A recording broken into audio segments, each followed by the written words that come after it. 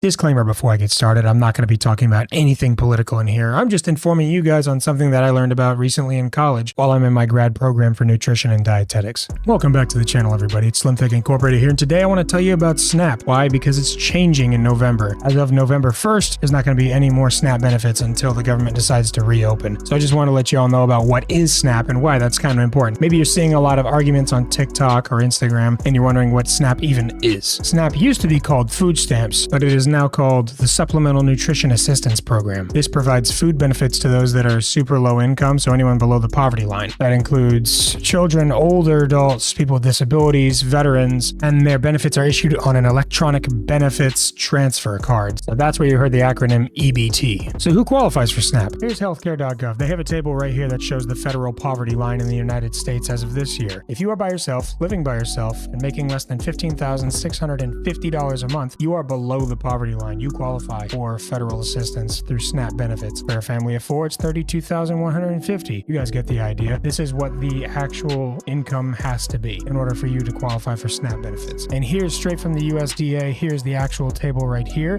showing what you have to be making as a single person per month. The only distinctions are if you live in Alaska or Hawaii, you get different amounts because there's a higher cost of living. At the same time, they said that there is no regional difference in how much you're receiving. So there will be no difference in the amount of SNAP that someone receives if they're living below the poverty line, whether they live in the middle of absolutely nowhere in South Carolina out in the woods or downtown Charleston, which has a humongously different cost of living. Additionally, there are going to be some huge changes coming to it due to the fact that this new One Big Beautiful Bill Act is coming into play. From the looks of things, the changes that they're trying to implement, they're trying to save between $186 to $267 billion between the fiscal years of 2025 and 2034. I'll include some links in the description so that way you guys can see these things for yourselves. And forgive the layout for this, I actually asked Grok for help in making this video, even though I didn't really like the way that it labeled things out. So core change number one, they're going to expand work rules. So first of all, they're allowing people between the ages of 18 and 64 to receive benefits rather than 18 to 54. So they're expanding the age gap by 10 more years. At the same time, they're ending a lot of exemptions and tightening other waiver criteria. And previously, able-bodied adults without dependents could only get SNAP for 3 months in any 36-month period without 80 hours per month of work, training, or volunteering. So with the age expansion, it adds about 1 million people between ages in 55 and 64, many of which are in physically demanding jobs or have health issues. So the example that Grok wanted to provide to make things easier was a 62-year-old warehouse worker in Ohio loses their job due to automation, must now prove 20 hours a week of work or training or lose their benefits after 3 months. The U.S. Department of Agriculture estimates a $1.2 to $2.5 million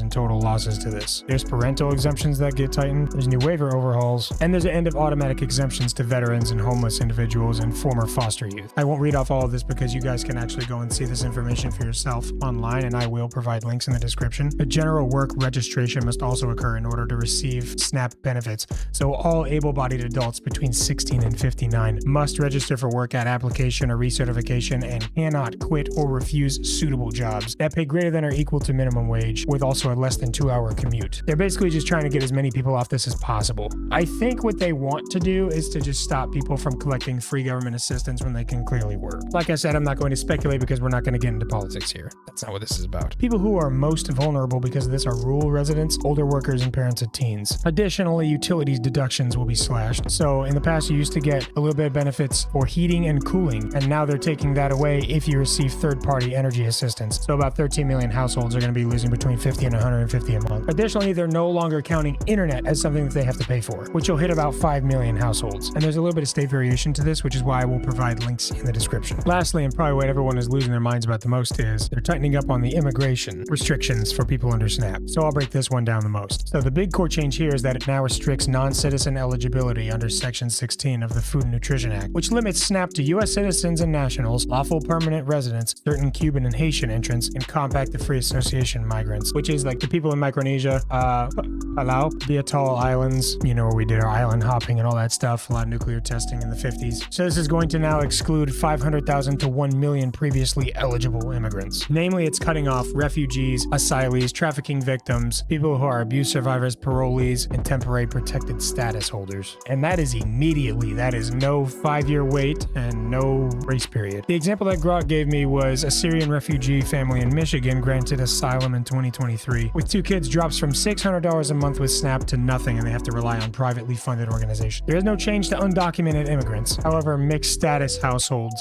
see prorated cuts. So children's benefits remain. However, household totals will drop. The biggest people that would be affected by this is California, Texas, and Florida. And all of this is coming as of November 1st. So it's coming right around the corner, and it's not going to have a grace period to it at all. All of this is happening as of November 1st. There's not going to be any sort of grace period. So that's why you see everybody nowadays arguing in the comment sections about what it is, who it's for, why it's good they're not having it right now, why it's so detrimental, why people don't have it right now. But hey, like I said, none of this is to point fingers at anybody or say that one party's wrong, one party's right. I'm just telling you all the information. Thank you for sticking around. I appreciate you very much. We'll see you next time.